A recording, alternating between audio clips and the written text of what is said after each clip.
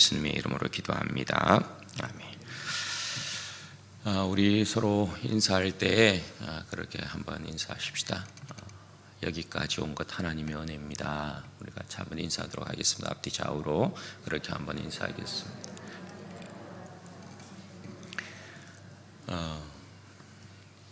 2021년 마지막 주일 예배입니다. 참 힘들고 어려운 시간들 우리가 지내오고 있는데 그럼에도 불구하고 세월은 가고 그죠? 우리는 계속해서 주님께서 오실 날 가까이서 이렇게 맞이하고 있는 것입니다. 즐겁게 가도 가는 것이고 싸우며 가도 가는 것입니다. 어쨌든 세월은 흐르고요. 우리 주님 오실 날은 점점점 가까워지는 것입니다. 힘들고 어려울 때일수록 우리가 정신 바짝 차리고 우리 주님 맞이해야 될 준비 단단히 해야 될 줄 믿습니다. 우리는 반드시 주님 맞이하게 될 것입니다. 그때에 우리가 주님 앞에서 잘했다 칭찬받는 자들 되어야 되잖아요. 우리가 주님 앞에 섰을 때 주님께서 진짜 우리 모른다 하시면 우리의 이 세상의 삶이 정말 헛것이 되는 것입니다. 그러니 여러분 계속해서 깨어있는 것이 우리 가운데 필요하다.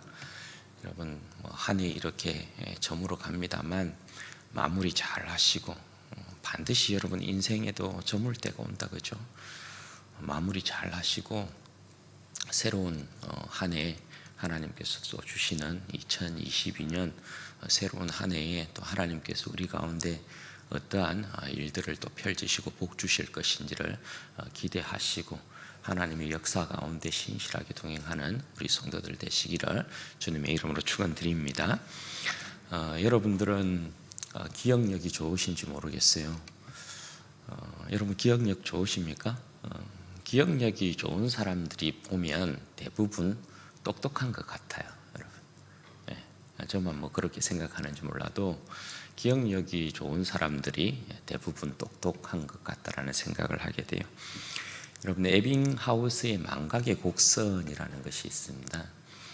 독일의 학자 에빙하우스라는 사람이 사람들이 한 번 배운 것을 얼마나 빨리 잊어먹는가를 연구해가지고 그래프로 나타낸 그러한 이제 연구 자료가 있어요.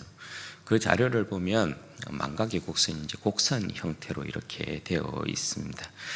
연구에 의하면 보통 인간은 어떤 정보를 받아들인 이후에 20분이 지나면 58%만 기억을 한대요. 20분이 지나면 들은 정보에 있어서 58%밖에 남지 않는다고 그래요. 그리고 1시간이 지나면 44% 정도밖에 남지 않는다고 합니다. 그리고 하루가 지나면 들은 정보에 있어서 33%만 남는다 그래요.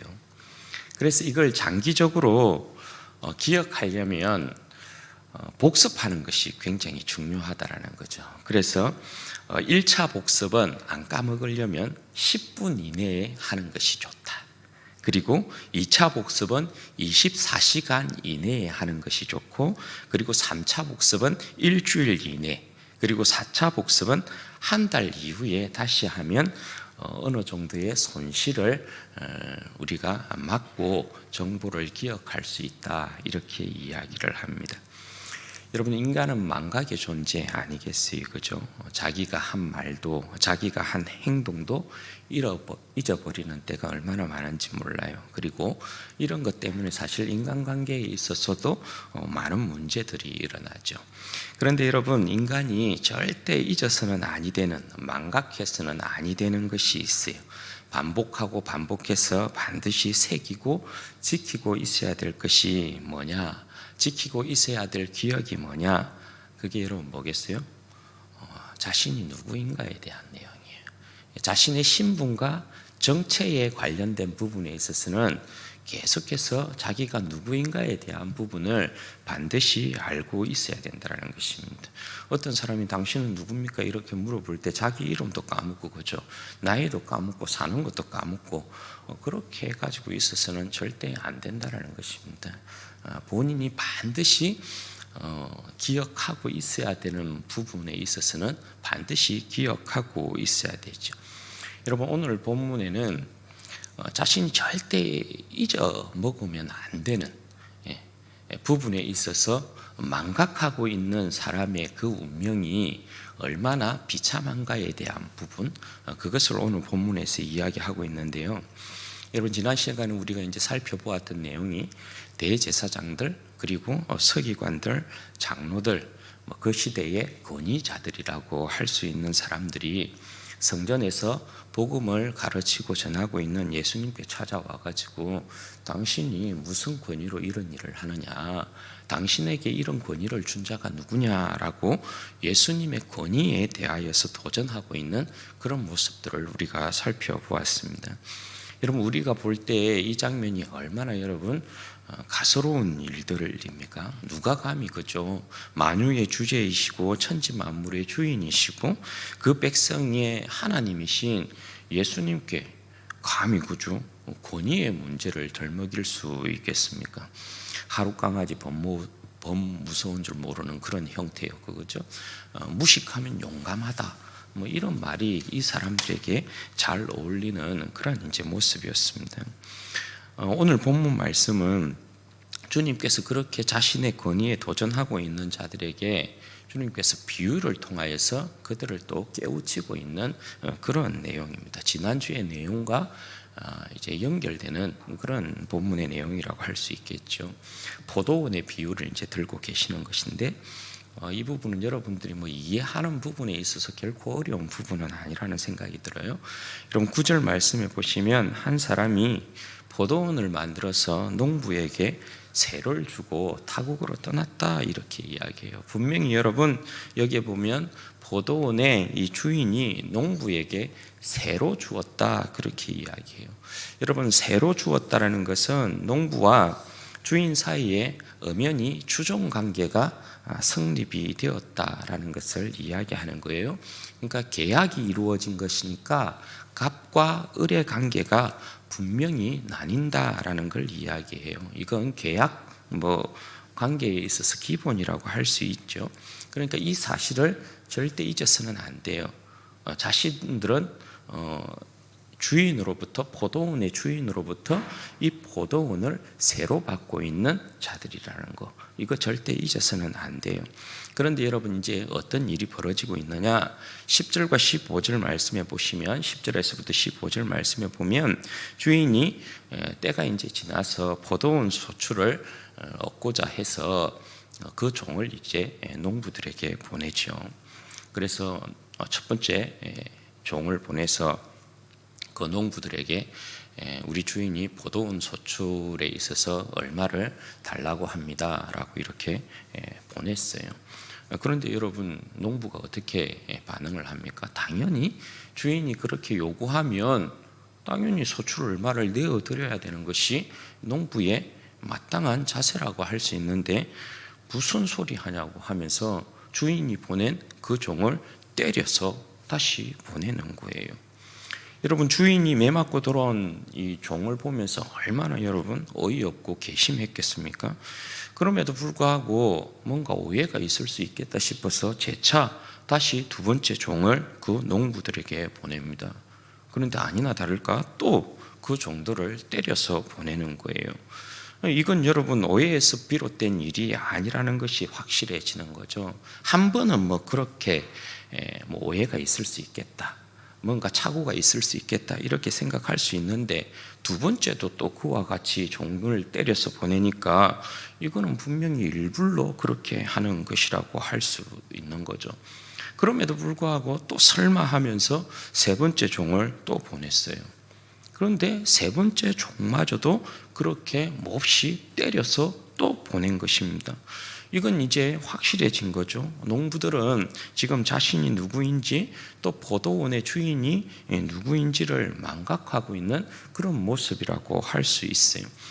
여러분, 오늘 여기에 보면 포도원의 주인이 계속해서 종을 때려 보내는데도 불구하고 세 번씩이나 그 농부들에게 그 종들을 보냈어요. 농부들은 계속해서 보내는 종들마다 때려서 사실 종을 때려서 보내는 건 주인을 농락한 거나 다름이 없는 거거든요. 그럼에도 불구하고 주인이 3번씩이나 보냈다는 건 뭘 이야기할까요? 농부는 악한 반면에 이렇게 계속해서 농부들에게 종을 보낸 이 포도원의 주인은 그들에 대하여서 인내하고 인내한 주인이다라는 거예요. 그 농부들에 대하여서 자비하고 자비한 그의 주인의 모습을 지금 보여주고 있는 그런 것이라고 할 수 있는 거죠. 여러분, 이제 이 포도원 주인이 종들을 그렇게 해서 계속해서 때려 보내니까 안 되겠다 싶어서 마지막으로 그 아들을 보냅니다. 포도원 주인이 그의 아들을 보냈다는 것은 이제 이 상황을 정리할 때가 됐다는 거예요. 그래서 여러분 13절에서 15절 말씀에 그 내용이 나오고 있는데요. 여러분, 이제 포도원의 주인이 그 아들을 보냈으니까 내용상 이 이제 비유는 어떻게 정리가 되어야 되냐 하면, 아들이 그 포도원 농부들을 만나서 그 악한 농부들에게 벌을 주었다, 혹은 그 농부들을 용서하였다, 뭐 이런 식으로 해서 끝나야지 이 비유가 정상적인 비유를 할 수 있어요. 그런데 여러분, 이 비유가 여러분 어떤 식으로 전개가 돼요? 이 비유가 희한하게 전개가 돼요. 분명히 이 포도원 주인이 그 아들을 보내면 상황이 정리가 되어야 되는데, 농부들이 이 아들을 맞이하고서도 어떻게 해요?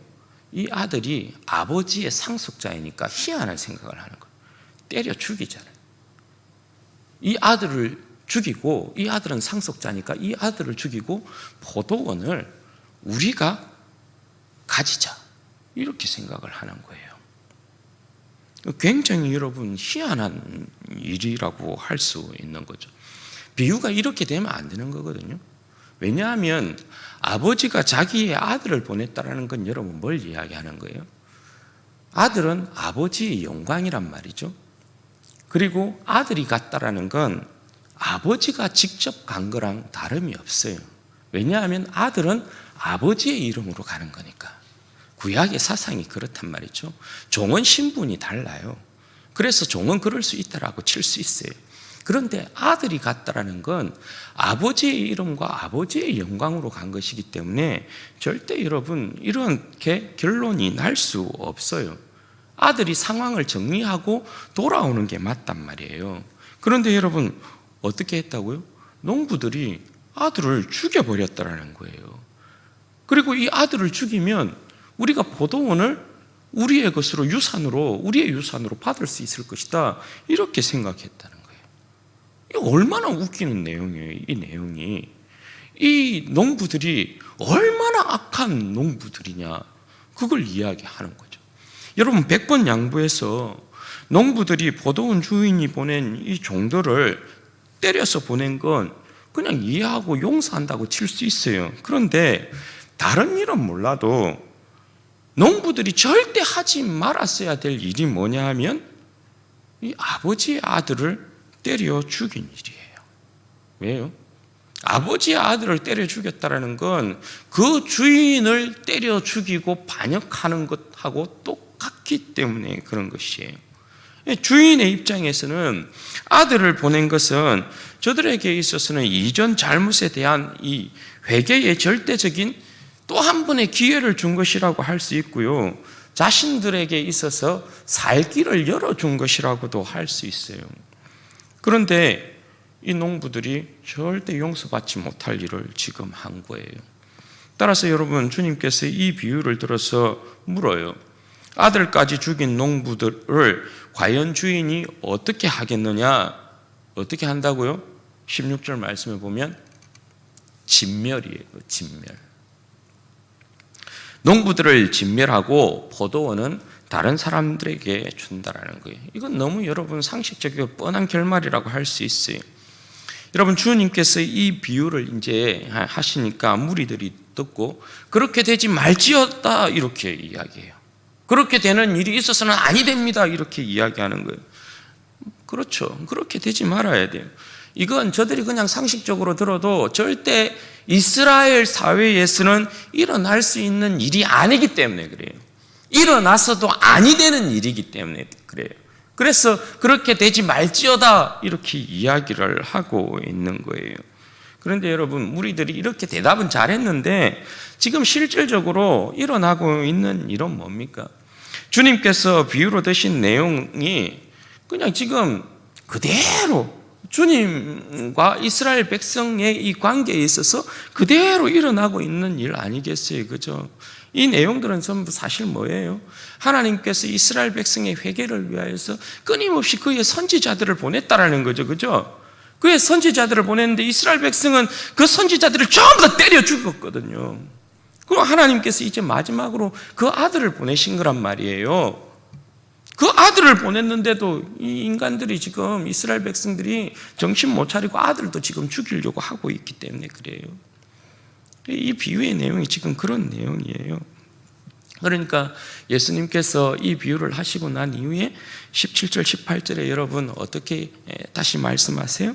그들을 보시며 이르시되 그러면 기록된 바 건축자들의 버린 돌이 모퉁이의 머릿돌이 되었느니라 함이 어쩌미냐? 무릇 이 돌 위에 떨어지는 자는 깨어지겠고 이 돌이 사람 위에 떨어지면 그를 가루로 만들어 흩으리라. 여러분, 주님께서 지금 이 대제사장들, 서기관들, 그리고 이 장로들, 그 당대의 권위자들이라고 하는 이들을 보시면서 하시는 말씀이 지금 이 내용이에요. 비유로 깨우치게 딱 하시고 난 이후에 주님께서 이 말씀을 딱 덧붙이고 계시는 거거든요. 이 말씀은 주님께서 시편 118편과 이사야 8장의 말씀을 인용하고 있는 거예요. 먼저 여러분, 건축자의 버린 돌이 모퉁이의 머릿돌이 되었다. 이 표현은 시편 118편에 있는 내용이에요. 여기의 내용은 어떤 내용이냐 하면 하나님의 인자하심을 찬양하는 내용이에요. 118편이 하나님의 인자하심을 찬양하는 내용. 하나님을 의지하는 자, 하나님을 피난처로 삼는 자, 하나님을 자신의 능력과 하나님을 자신의 찬송과 자신의 구원으로 삼는 자, 하나님께서 그를 경외하는 의인을 결단코 버리시는 일이 없다라는 거예요. 따라서 하나님께서 자신을 하나님으로 삼는 그 백성에게 베푸는 일이 뭐냐? 사람들이 볼 때는 전혀 이해되지 않는 기이한 일들을 행하셔서 그 백성들을 끝까지 지키시고 보호하시고 그 백성을 구원하신다, 이런 내용이에요. 그 예로 하나 들어주는 게 뭐냐면 그 내용 가운데 뭐가 있냐면 건축자들이 집을 짓는 데 있어서 건축자들이 이 돌은 아무짝에도 쓸모가 없는 돌이에요. 그래서 이 돌을 아무짝에 쓸모없는 돌을 그냥 탁 버렸다는 거예요. 네. 그런데 나중에 보니까 이 돌이, 건축자들이 버린 돌이 어떻게 되어 있어요? 이 돌이 그 건물을 세우는데, 집을 세우는 데 있어서 절대적으로 필요한 모퉁이 돌이 되어 있다는 거예요. 모퉁이 돌이. 이게 여러분 무슨 말이에요? 하나님을 의지하고 하나님을 바라고 하나님을 자신의 찬송과 구원과 능력으로 삼는 그 백성 말이에요. 아무짝에도 사람들이 볼 때는 필요 없다라고 그냥 던져버린 건데 하나님께서 그 사람에게, 그 백성에게 기이한 일을 행하는데 그 돌을 가져다가 집을 세우는 데 있어서, 건물을 세우는 데 있어서 절대적으로 없어서는 아니 될 모퉁이 돌을 만들어 버리는 거예요. 이 모퉁이 돌이 빠지면 건물이 와르르 무너져 버리도록. 그게 희한한 일인 거죠. 여러분, 주님께서 왜 지금 이 건축자의 버린 돌이 모퉁이의 머릿돌이 되었다라는 이 내용을 가지고 지금 이들에게 이야기하고 있을까요? 지금 여러분, 대제사장들이나 이 서기관들이나 이 장로들, 소위 당대의 산헤드린 공회원이었던, 권세를 가지고 있고 권력을 쥐고 있었던, 자기 나름대로 권위를 가지고 있더라고 생각하는 자들이 생각할 때 예수님은 어떤 사람이에요? 예수님은 아무짝에도 쓸모없는 사람이에요. 그냥 지난 시간에 말씀드렸다시피 이 사람들에게 있어서 예수님은 그냥 덧보잡이에요. 듣지도 보지도 못한 희한한 인간이 와가지고 지금 성전에서 내가 주지도 않은 권위를 가지고 성전에서 성전 제사를 멈추게 만들고 성전에서 말씀을 가르치고 있단 말이에요. 굉장히 웃긴 일이 일어나고 있는 거예요.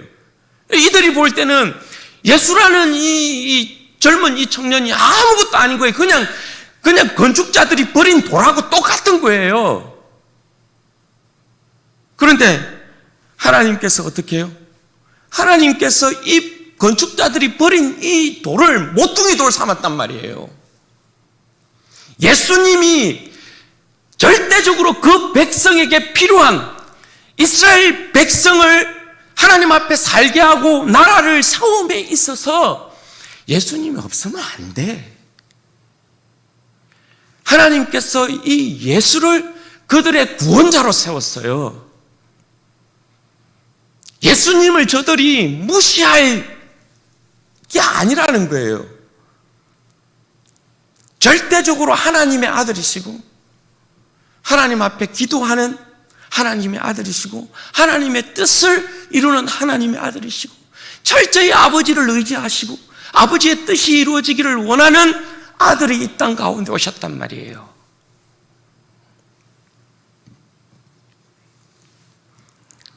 그런데 이 당대의 권위를 가지고 있었던 이 제사장들, 이 서기관들, 이 장로들은 예수님을 아주 가짜게 보고 있는 거죠.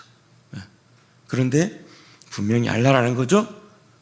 너희들이 나를 지금 무시하고 있지만 하나님께서 나를 건물에 있어서 집을 세우는 데 있어서 절대 빼면 안 되는 모퉁이 돌을 지금 삼아놓고 있다. 이거 분명히 알라라는 거죠.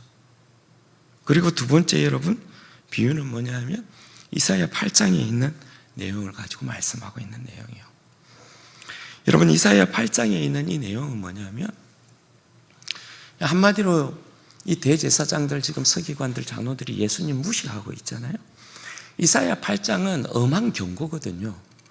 이사야 8장에 있는 내용은 뭐냐면 유다 왕 아하스 때에 이 북이스라엘과 그리고 이 아람이 연합을 해서 남유다를 치러 올 생각을 합니다. 그러니까 이 아하스 왕이 굉장히 지금 막 살 떨리는 거야. 북이스라엘과 아람이 연합을 해서 자기를 치러 온다니까 굉장히 지금 두려운 거예요. 그 두려움 가운데 있는데 여러분, 유다의 왕이면 어떻게 해야 돼요? 유다의 왕이면 당연히 자신이 의지하고 자신의 도움을 삼아야 될 분이 하나님 아니에요, 그죠? 그럼 무릎 꿇고 하나님 앞에 기도하고 하나님 의지해야 되잖아. 그런데 이 아하스 왕이 하나님을 의지하는 것보다 아스르라는 저 북쪽에서 일어나고 있는 무서운 제국이 이제 그 당시 아스르라는 제국이 그 아스르를 의지하는 거예요. 아스르를. 그래서 아스르를 동원해서 이들이 남쪽으로 내려오지 못하도록 이 아스르를 통하여서 남유다와 아람을 지금 치려고 하는 거예요. 그때 이사야 선지자가 여러분 그렇게 예언해요. 하나님께서 이 북이스라엘과 아람의 연합군대를 싹 쓸어버릴 것이다. 떨지 말아라. 두려워하지 말아라. 하나님께서 아수르를 통하여서 이 북이스라엘과 이 아람 군대를 싹 없애버릴 것이다. 이렇게 이야기해요. 그리고 또 이사야 선지자를 통하여서 이야기하는 게 뭐냐면 하나님께서 그리고 이 아수르를 의지한 너도 벌할 것이다. 이렇게 이야기해요. 그리고 또 하나, 하나님을 인정하지 않는 이 아수르를 비롯한 모든 이방의 제국들마저도 하나님께서 심판하실 것이다. 이렇게 이야기해요. 그럼 여러분, 이 이사야 8장에 있는 이 경고는 여러분 뭐겠어요? 남유다도 하나님 앞에 심판을 받아요. 북이스라엘과 아람도 심판을 받아요. 왜냐하면 이들은 하나님의 택한 백성인 남유다를 치려고 했기 때문에 하나님께서 제국 아수로도 심판하실 것이라 그래요. 왜? 이들은 자기가 잘났어 이 제국을 일으키고 이들을 무너뜨린다라고 생각하는 교만한 인간들이기 때문에, 그러니까 하나님께서 어떻게 모두 썰어버릴 것이다 이렇게 이야기하는 거예요.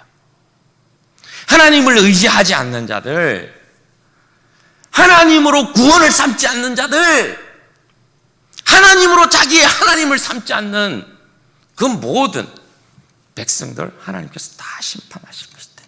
그렇게 말씀하고 계셔요. 그게 여러분 이사야 8장에 있는 내용이에요.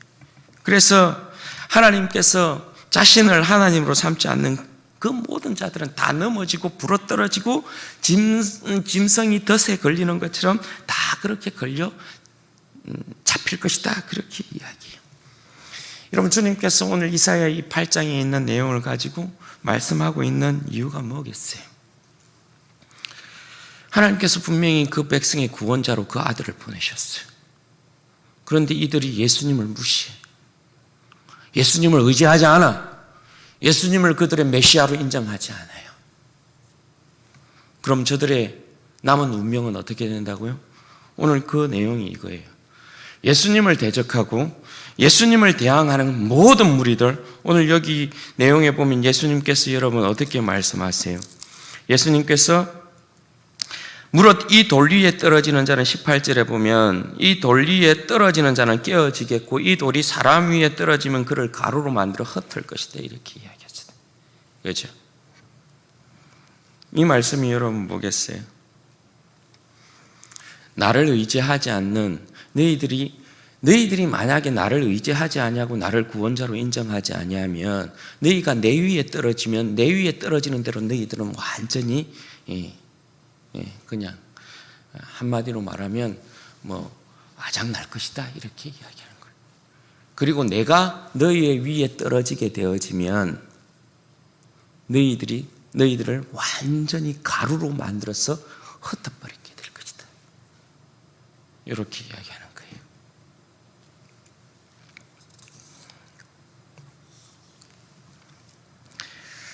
여러분 19절에 보시면 그래서 이 비유가 대제사장들과 서기관들과 장로들이 자기들을 가리켜서 하신 말씀인 줄 알았대. 그럼 여러분 어떻게 해야 돼요?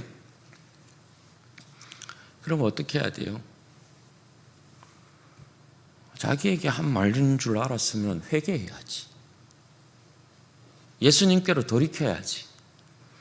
그런데 여러분 이 교만한 인간들이 여러분 어떻게 해요? 회개하지 않아요.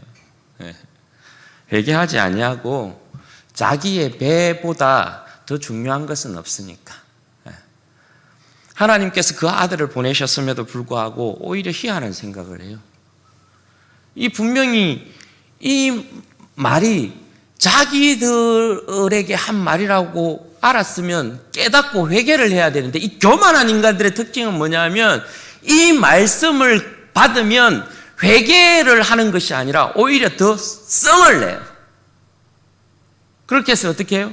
자기를 공격했다 생각하고 잡아 죽이려고 하는 거예요. 이 인간들의 여러분 타락한 인간들이 전부 그렇습니다.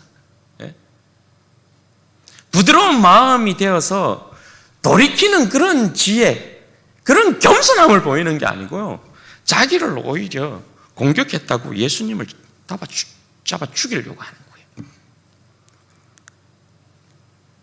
이런 형태는 답이 없는 거예요. 예수님께서 분명히 비유를 통하여서 이 부분을 깨우치게 만들고 그들에게 이야기하는 이 내용이 지금 그들을 두고 한 내용이라는 걸 알았으면 돌이켜야 하는데 그렇게 하지 않냐고 예수님을 잡아 죽이려고. 이런 인생은 답이 없죠. 그래서 여러분 이들에게 닥친 결과가 뭡니까? 주님 위에 떨어진 저들의 운명이 여러분 어떻게 돼요? 주님께서 저들을 내리치심으로 저들의 여러분 운명이 어떻게 됐어요? 이스라엘 백성의 운명이 그야말로 여러분 산상조각 나잖아요. 가루가 돼버리잖아요. 그 이스라엘 백성의 모습이 비참한 이스라엘 백성의 모습 아니에요. 그렇죠? 이 내용을 여러분 예수님 오시기 이전에 훨씬 이전에 다니엘이라는 사람이 이 내용을 가지고 예언한 것이 있죠. 그렇죠? 다니엘서 2장에 보면 느부갓네살 왕이 꿈을 꾸잖아요. 큰 신상이 있는데 금으로부터 무장하고 금, 은, 놋, 그리고 쇠, 진흙 발가락까지, 그죠? 예. 그렇게 큰 신상이 있는데 그 신상을 여러분 누가 무너뜨려요? 예. 그 신상은 전부 다 제국을 설명하는 거거든요. 제국을. 예. 바벨론, 그 뒤에 일어난 바사, 그 뒤에 일어난 그리스, 헬라 제국, 그 다음에 일어난 로마 제국, 그 전부 제국들을 이야기하는 거거든요. 큰 신상의 모습이었어요. 그런데 그 큰 신상을 누가 무너뜨려 버려요? 손대지 아니한 돌, 그죠? 사람이 손대지 않는 돌이 날라와서 그 신상을 탁 깨트리는데 와자자작 전부 산산조각 내버리죠. 그리고 그 돌은 태산을 이루어서 온 세계에 가득하였다, 이렇게 이야기해요. 그 돌이 여러분 누구예요? 그 돌이 예수님이신 거죠. 사람이 손을 대지 않았다는 건 하나님 앞에서 거룩한다라는 거예요. 부정을 타지 않았다는 거거든요. 부정에 지지 않았다는 걸 이야기하는 거거든요. 그 돌이 예수님이신 거죠. 그 돌이. 오늘 이 내용을 여러분 그대로 인용하고 있는 예수님의 제자가 있어요. 그 제자가 누구냐면 베드로예요. 베드로 사도가 베드로전서 2장 1절에서부터 12절 말씀을 보면 이 내용을 중심으로 쭉 성도들에게 권면하는 내용이 나와요. 여러분 한번 눈으로 따라오십시오. 베드로전서 2장 1절에서부터 12절이에요. 그러므로 모든 악독과 모든 기만과 외식과 시기와 모든 비방하는 말을 버리고 갓난 아기들 같이 순전하고 신령한 저들을 사모하라. 이는 그로 말미암아 너희로 구원에 이르도록 자라게 하려 함이라. 왜 그래야 되느냐? 너희가 주의 인자하심을 맛보았으면 그리하라. 주의 인자하심을 맛보았다는 건 너희들이 이미 예수 그리스도의 십자가의 그 죽음과 부활을 경험하였다, 이 말이에요.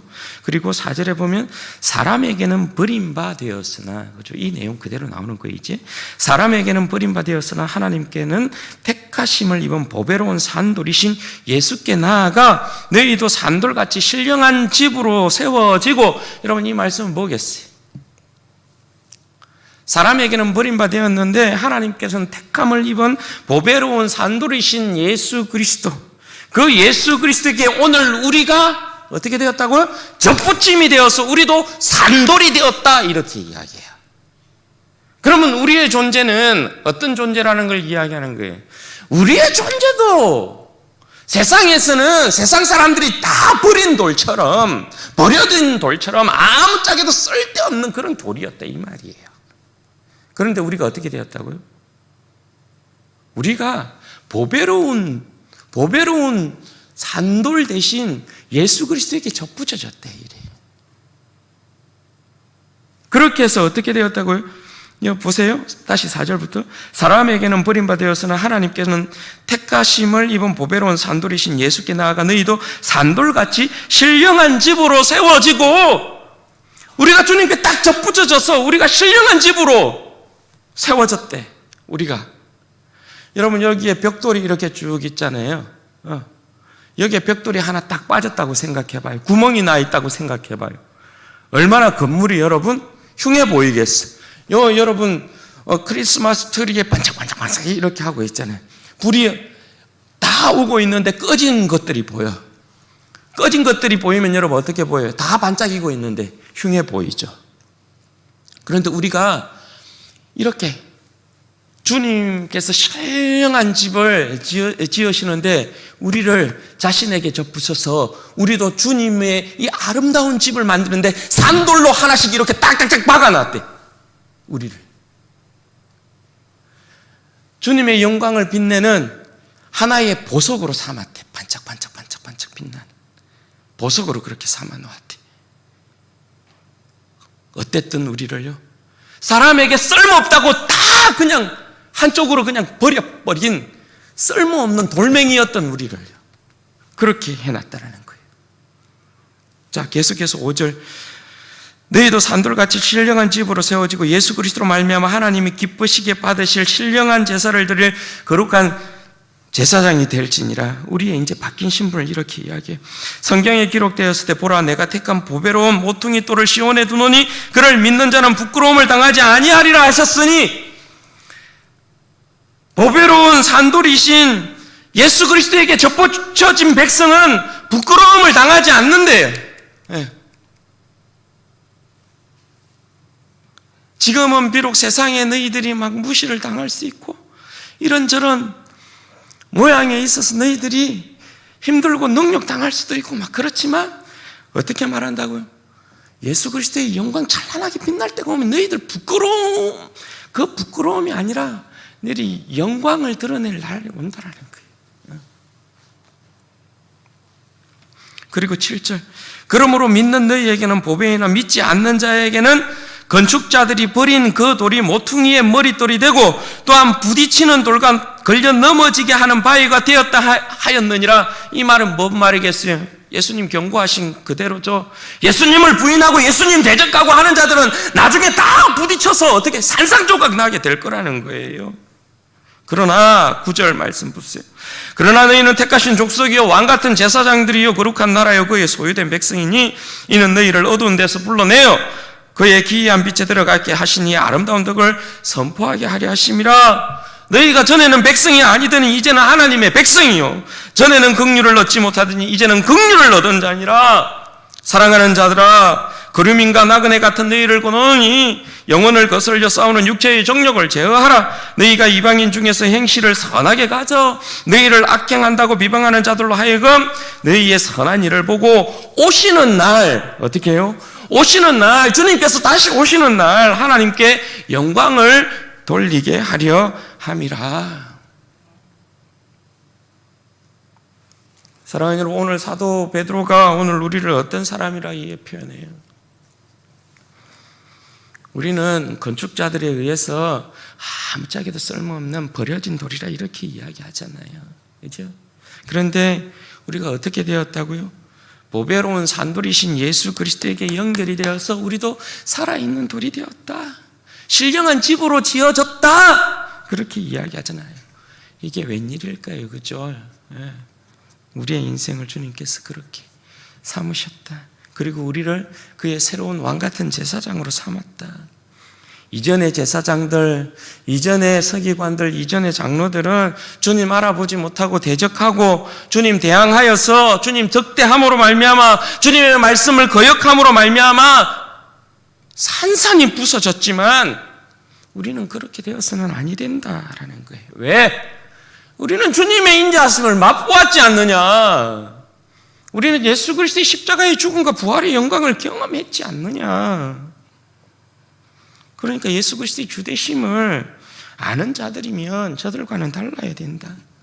그리스도를 따르는 자답게, 그리스도를 섬기는 자들답게, 그리스도의 제자들답게, 그리스도의 새로운 백성들답게, 그리스도의 새로운 제사장들답게 영혼을 거슬러 싸우는 육체의 정욕을 제어하고 하나님의 신령한 백성, 거룩한 백성으로서의 삶에 있어서 열매를 얻어야 한다. 그렇게 말씀하고 있는 거예요. 왜냐하면 베드로 사도가 이야기할 때 12절에 오시는 날, 주님이 반드시 오신다 이야기하잖아요. 오시는 날이 반드시 있다. 주님께서 우리의 삶을 계산할 때가 반드시 온다. 그 부분 이야기하고 있는 거죠.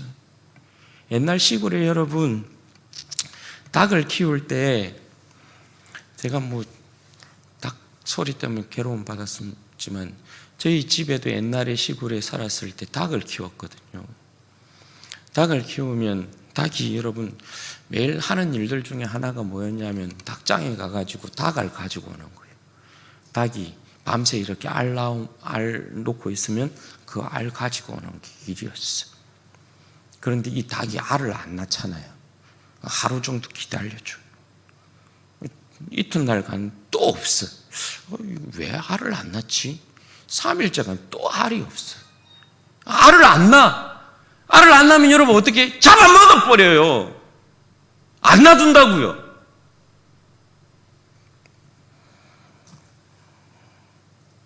여러분 우리의 인생도 그러하고 시간도 그러하고 올 한 해가 마무리되고 그죠? 우리의 인생도 저물 때가 오게 될 것이에요. 그때 여러분, 우리는 하나님 앞에 정산하는 때가 와요. 하나님 앞에 무엇을 우리가 내어드릴 수 있는가? 여러분, 이사야 6장에 보면 포도원 비유가 나와요. 그죠? 포도원의 노래라는 거 나와요. 하나님께서 아름다운 포도원을 만들어서 거기다가 포도나무를 심었어요. 극상품 포도 열매를 기대하고 거기에다가 포도나무를 심었어요. 그런데 극상품 포도 열매를 기대했는데 거기에 맺히는 것들이 뭐였어요? 들포도였어요. 들포도. 그게 이스라엘 백성의 모습이었다는 거예요. 주님께서 우리를 구원하셔서 산돌이신 보배로운 주님께서 우리를 그에게 접붙여서 우리로 하여금 살아있는 돌이 되게 만들어서 주님의 신령한 집으로 이렇게 딱 세우고 우리를 주님의 정말 아름다운 포도원으로 딱 만들었다는 거예요. 무엇을 기대하고? 극상품 포도를 기대하고. 그러면 여러분, 우리가 뭐 내드려야 돼요? 극상품 포도를 내어드려야 되죠. 모든 악독과 기만과 외식과 시기와 모든 비방하는 말 버리고 갓난 아기들 같이 순전하고 신령한 젖을 사모하고 구원에 더욱 자라난 우리의 모습들, 그러한 모습들을 담아서 주님 앞에 내어드려야 돼. 그렇죠? 우리가 주님 앞에서 어떠한 백성이라는 거 잊으면 안 돼요, 여러분. 예. 주님께서 우리에게 포도원을 맡기신 것이란 말입니다. 그의 모든 사랑과 그의 모든 자비와 인자와 그의 성실과 그의 능력과 그의 복들을 우리에게 모두 쏟아 부으면서 우리에게 극상품 열매만을 맺히기를 고대하셔요. 그런데 여러분, 우리가 들포도 주님 앞에 내어놓으면 어떻게 되겠어요? 여러분, 그러므로 우리 어떻게 해야 돼요? 우리의 구원이시고 우리의 찬송이시고 우리의 능력이시고 우리의 도움이시고 우리의 의지가 되시는 우리 주님 꼭 붙들고 있어야 되죠. 그죠? 정말 주님 앞에 우리의 삶 내어 맡기고 주님 앞에 순종하는 삶으로 나아가야 되는 게 맞지요. 그래야 열매가 맺힙니다. 그래야. 요한복음에 여러분 그렇게 이야기하지 않아요? 요한복음 15장 4절에서 5절 말씀에 보면 주님께서 이렇게 말씀하세요.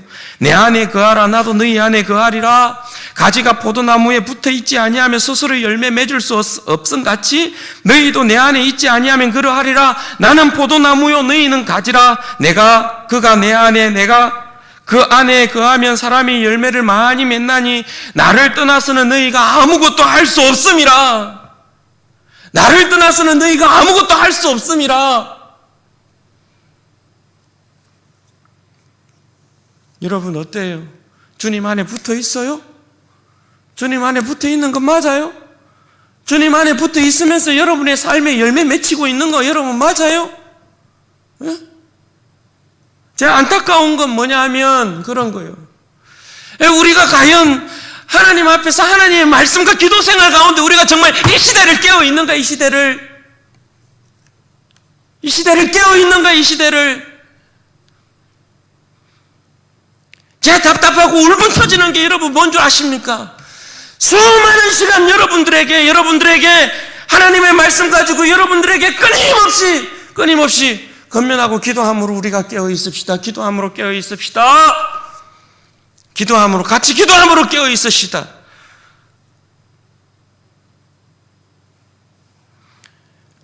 얼마나 많이 여러분들에게 건면했는지 몰라요. 이게 저는 주님의 말씀에 따라 여러분 건면했다 생각해요. 주님의 말씀에 따라. 그러면서 제 안에 제가 그 말씀을 드리고 난 이후에 뭔가 우리 교회 기도하는 모습들이 달라지겠지 생각했어요. 그렇게 생각하고 뭔가 기대하고 설레는 마음으로. 그런데 이전보다 더 기도하지 않는 그런 모습들이 딱딱 깨어져 나와요. 제가 그 모습을 보면서 굉장히 제 스스로도 자괴감이 많이 들고, 이건 아닌데. 여러분, 주의 백성들이 말입니다. 주의 백성들이 하나님의 말씀 가운데 음성 듣지 아니하고 기도하지 아니하고 여러분 살아갈 방법이 있나요? 그거 있으면 저한테 한번 말씀해 주실래요? 주의 백성들이 여러분 기도하지 아니하고 말씀 가운데 주님의 음성 듣지 아니하고 이 힘들고 어두운 세상 여러분 헤쳐나갈 방법이 있나요? 영혼이 여러분, 우리의 영혼이 새롭게 되고 살아날 수 있는 방법이 있나요? 없어요. 제가 지금껏 하나님 앞에서 말씀 배우고 하나님 말씀 증거하고 사역자로 이렇게 20년, 30년 가까운 세월이 되어도 결단코 변하지 않는 하나의 진리가 있다면 주의 백성들이 하나님 앞에서 열매 맺고 사는 유일한 방법은 뭐냐 하면 하나님의 말씀과 하나님 앞에 기도함으로 깨어있음 가운데 성령 충만하지 못하면 이 세상을 절대 이겨내지 못한다. 그거 아니에요? 여러분, 이 시대보다 더 어두운 시대가 있었잖아요. 주의 백성들에게 이 시대보다 더 어두운 시대가 있었습니다. 더 흑암이 짓누르고 있었던 시대가 있었습니다. 그 시대마다 여러분 주의 백성들이 살 수 있었던 여러분 비결은 뭘까요? 그 어두움 가운데 빛을 보고 일어날 수 있었던 방법이 무엇이었을까요? 단 하나의 방법이요. 그게 뭐예요?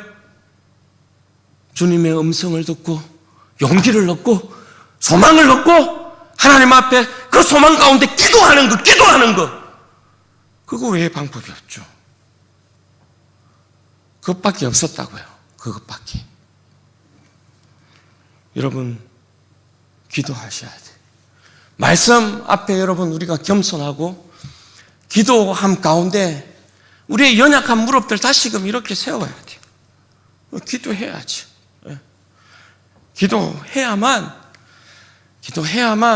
여러분 주님의 이 말씀이 믿지 않는 자들에게 말씀하는 내용들이 절대 아닙니다. 여러분, 우리는 그런 부분들 굉장히 많이 착각하는 것 같아요. 이 말씀, 주님의 이 말씀이 전부 하나님의 영광을 위한답시고 살아가는 그 시대의 권위자들에게, 그 시대의 백성들에게 한 말씀이라는 걸 여러분 알아야 해요. 이 시대에 여러분, 주님의 음성이 누구에게 들리나요? 시대의 이 어두운 이 마귀의 그늘에 앉아있는 이 백성들에게 전하는 말씀이 아니에요. 이 말씀이 전부 우리에게 주시는 말씀이에요. 저도 예외가 아니고 여러분들도 예외가 아니에요.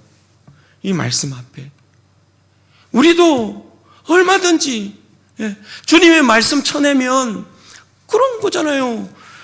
이스라엘 백성들이 선지자들이 끊임없이 돌이키라 말했을 때, 너희들 하나님 앞에 돌이키라 말씀했을 때 그 말씀 쳐내면, 그 말씀 쳐내고 선지자들을 죽인 것들 우리가 여러분 반복하지 않는 줄 아십니까? 아닙니다. 끊임없이 주님의 말씀 쳐내고 아닙니다 해버리면 우리가 이스라엘 백성과 다른 점이 하나도 없어요. 다른 것 하나도 없어요. 여러분 착각하시면 안 돼요. 이런 기억하셔야 돼요. 그러므로 더욱 여러분 깨어서 기도해야 돼요. 여러분 새해에 여러분 오늘 주보 보시면 삽지가 중보 기도지 해가지고 이렇게 삽지에 여러분 들어가 있어요. 새해부터는 우리가 좀 이 기도 제목들 가지고 여러분들이 어디에 있든지 간에 좀 깨어서 기도하는 그런 모습들을 가지시기를 바라고, 기도함으로 내 영혼이 힘을 얻고 다시금 일어난다라는 그런 여러분들의 영혼 안에서의 그런 영적인 힘들이 강하게 일어나기를 바랍니다.